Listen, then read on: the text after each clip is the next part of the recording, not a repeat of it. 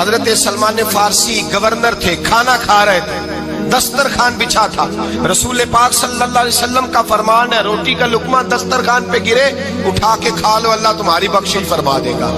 دسترخوان صاف ہوتا ہے، روٹی، بڑے گورنر تھے آپ، بڑے بڑے سفیر بیٹھے تھے، وزیر بیٹھے تھے، روٹی کا لقمہ گر گیا۔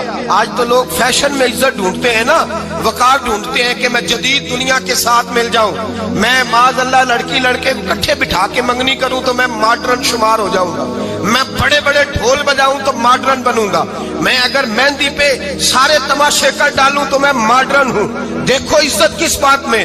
حضرت سلمان فارسی روٹی کھا رہے تھے، سفیر وزیر نہ جانے بڑے بڑے لوگ بیٹھے تھے، کھانا کھاتے کھاتے لقمہ گرا دسترخوان پہ، حضرت سلمان فارسی نے سمیٹا، منہ میں رکھا، پھر انگلی مار کے دسترخوان صاف کیا۔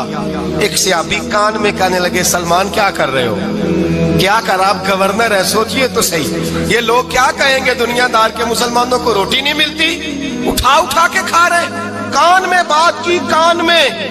حضرت سلمان فارسی کان میں جواب دے سکتے تھے، کہہ سکتے تھے نہیں ایسے ہی کرنا ہے، انہوں نے کان میں بات کی، لیکن جناب سلمان فارسی اعلیٰ اعلان بولے، کہنے لگے ان 4 5 6 دنیا داروں کے لیے میں اپنے نبی کا طریقہ چھوڑ دوں، اپنے رسول کی سنت چھوڑ دوں؟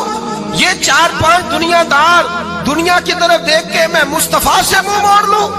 پھر جوش جذبات میں سر سے پگڑی اتار دی، رونے لگے۔ آپ فرمانے لگے میں مدینے کے بازاروں میں کھجوریں اتارتا تھا، نوکریاں کرتا تھا، یہ جو میرے سر پر عزت کے بال ہیں یہ محمد عربی کے اگائے ہوئے ہیں، رسول اللہ کے اگائے ہوئے ہیں۔ اور بھائیو حد ہو گئی۔